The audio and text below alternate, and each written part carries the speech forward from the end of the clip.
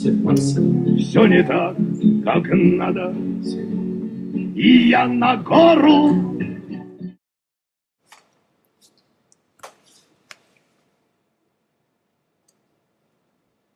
The train was going fast. Franz suddenly clutched his side, transfixed by the thought that he had lost his wallet, which contained so much.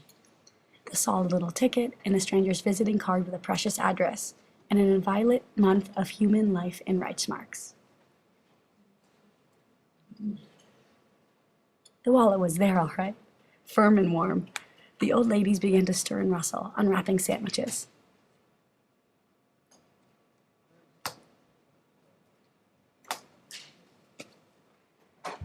The man in the corridor turned, and, with a slight lurch, retreating half a step, and then overcoming the sway of the floor, entered the compartment.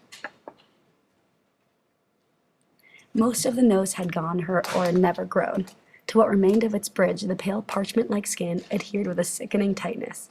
The nostrils had lost all sense of decency and faced the flinching spectator like two sudden holes, black and asymmetrical.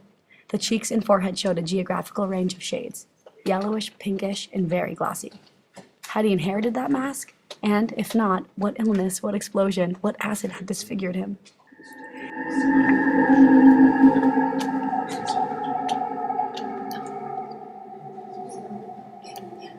Yes.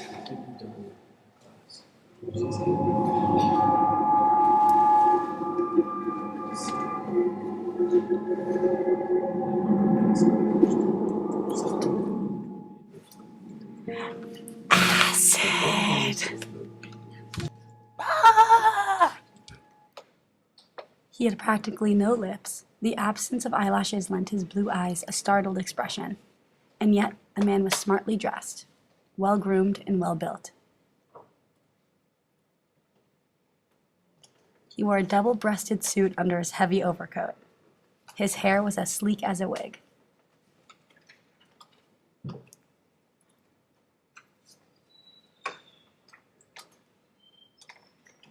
He pulled up the knees of his trousers as he sat down with a leisurely movement, and his gray-gloved hands opened the magazine he had left on the seat. "I'll go out, my love," said Dreyer, who liked to smoke out in the open air. Left alone, Martha leaned back in the corner, and having nothing better to do, looked at the bespectacled corpse in the corner, thinking indifferently that this perhaps was the young man's stop and he would miss it.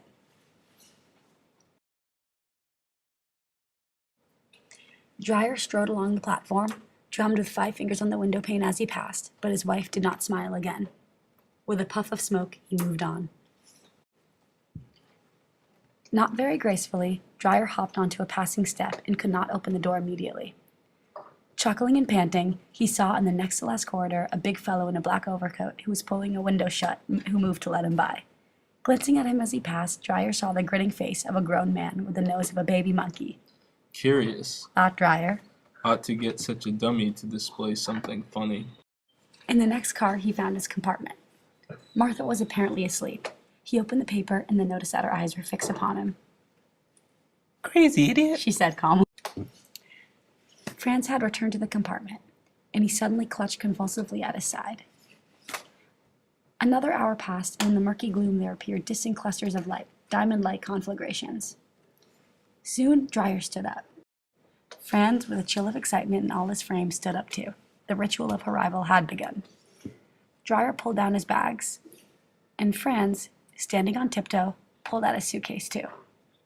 Their backs collided elastically, and Dreyer laughed.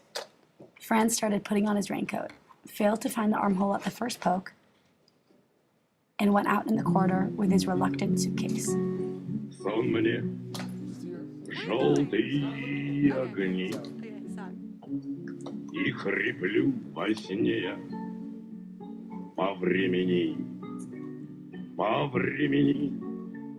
утро мудренее, но и утром